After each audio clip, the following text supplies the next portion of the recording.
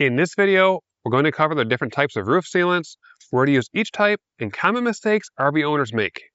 Now I'm going to show you the three main types of RV sealants that I use, and then I'll cover some other sealants for different roof types. Now, Dicor is a main product that I use, and there's different types. So let's cover self-leveling first. So self-leveling, as it sounds, it levels out by itself. So this here was self-leveling when it was put on initially. And self-leveling, what it does is you'll put it on, it'll flatten out, it'll kind of flow a little bit toward the sides. And self-leveling is great in the flat areas of the roof. Now let's go over here to the corner. This is where non-sag Dicor comes in. When you're close to the corner like this or going down the edge, it'll stay where you put it. It doesn't flatten out like self-leveling. So the transition from non-sag to self-leveling is right about here. So this is self-leveling here where it flattens out, and going down this way is going to be non-sag Dicor. And the third type of RV sealant I use is ProFlex. Now ProFlex is not for the rubber roof side. So the side over here we use Dicor, ProFlex will not stick here and does not work. It's for the other side where your fiberglass is. So the trim's in the middle, Dicor is over here. We use a non-sag in this section. We'd use ProFlex the other side of that trim on this area. As you can see on this RV, different type of sealant was used here compared to here. So our ProFlex starts the opposite side of that trim where we use the non-sag Dicor going down that roof, and anywhere else in the sidewall of the RV that is not the rubber roof material, you can use that ProFlex. Now we'll pop a picture up on the screen where you can see each type of RV sealant and where it's used.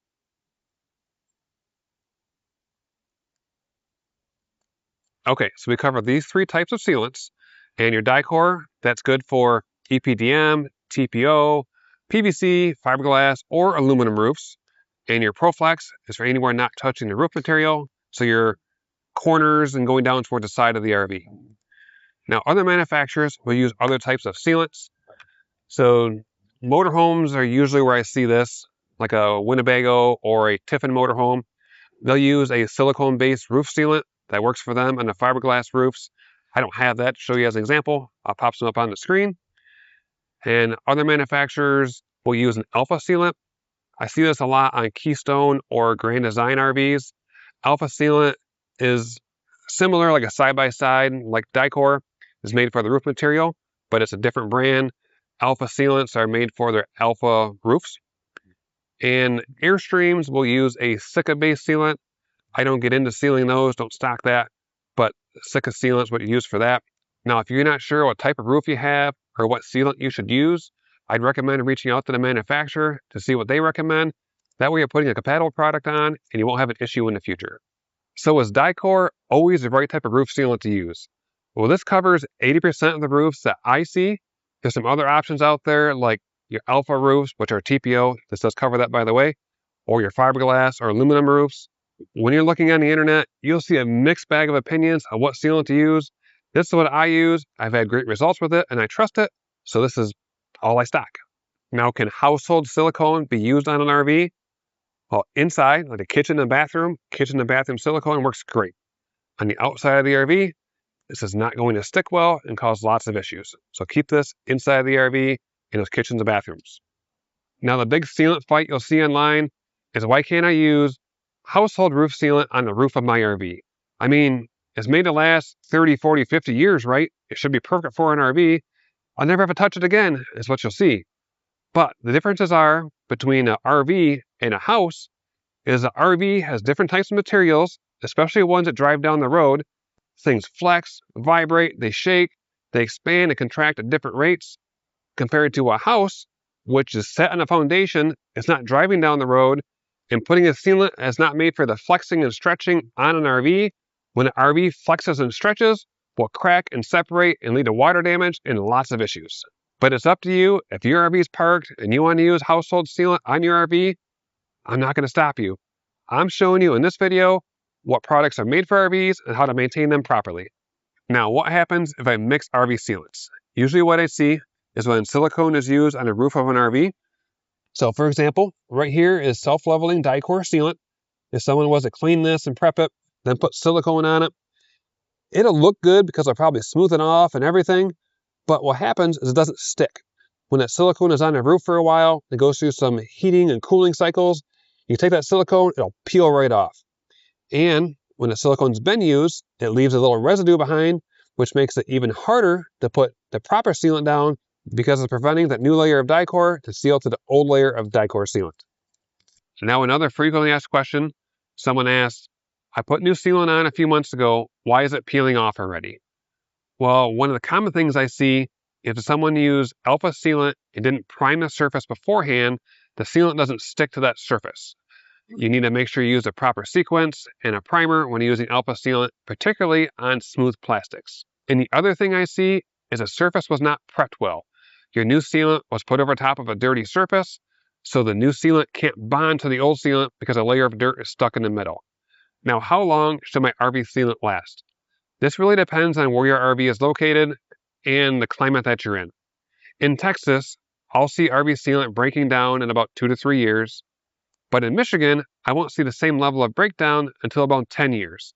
So the UV rays in southern climates are much harsher than those in northern climates. So if you're in the southern climates, make sure you're checking your RV sealant more often because it's breaking down faster. Okay, there's 2 huge mistakes I see DIY RV owners making with their RV roofs. The first one is roof coatings. Now this is a touchy subject, I know, but it really depends on what level your roof is in, if it needs a coating or not. So if you put your coating on that roof when it was brand new, yes, it will coat the roof, but when you have to do things like reseal this, the roof coating is in the way, you have to chip it off. Now the water gets below that roof coating. Plus, it makes it very hard to make a good reseal and keep these seams sealed up because the roof coating is in the way. What a roof coating is good for is a roof like this. So this was an EPDM roof. You start seeing some cracking in the top layer. This roof could use a coating on it, and it would not hurt anything. But the challenge is, if you feel this, and you see that on my hands, so the roof material flakes off a little bit, so it says dry. Putting a roof coating onto a roof, like this one, has a hard time bonding to it because that dryness of that roof will break down, and the roof coating was stuck to those, let's call them dirt pebbles, not quite, but a good example. And then that roof coating has nothing to stick to when that roof material breaks down, and now you'll see the roof popping back through again, and you have to do a lot of maintenance to recoat it. Now, I don't recommend putting a roof coating on your RV unless your RV roof is on its last leg. That means that roof material is broken down, and the only other option is peeling a whole roof off, putting a new roof down, which is very expensive. If you're at that point and putting a new roof on is not feasible, too expensive, or the RV isn't worth it, that's when roof coating comes in and will get you by a little bit longer. Now, the only one I do recommend is RV Roof Armor. That is a professional coating. You have to take your RV into a shop. They spray it on. It's a very thick coating, which is much different than those hardware store coatings that you roll onto the roof. And the other thing I see is people say they're going to future-proof their roof. What they're meaning by that is putting a turn-a-bond tape all over the RV roof, and they say you'll never have to touch it again because the turn-a-bond will outlive the roof of the RV itself. Is a turn-a-bond tape good? Yes, but in the right circumstances. Because let's come back down here again. Okay, RV is built like this. There's sealant and there's a trim.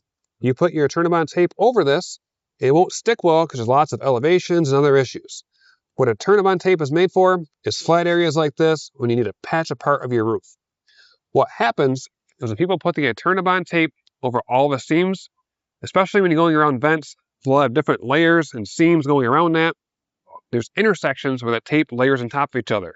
Water will creep inside of those intersections and get underneath of that tape and create water damage, and you're not inspecting your roof because you've future-proofed it, but that water is creeping below those seams and creating water damage. And the other thing I see with the tape when it's put over all of the seams is the tape and the roof material contract and expand at different rates, and you'll see bubbling where the tape will peel up and there'll be a gap where water goes right below the tape into your roof. Now, putting a tape on is totally up to you. Those are the issues I see in the field. Now, this video is part of a complete series showing the entire process of RV sealant, from inspecting it to resealing it. If you want to see the entire process in one video and all the tools and supplies I use, the link is in the description below.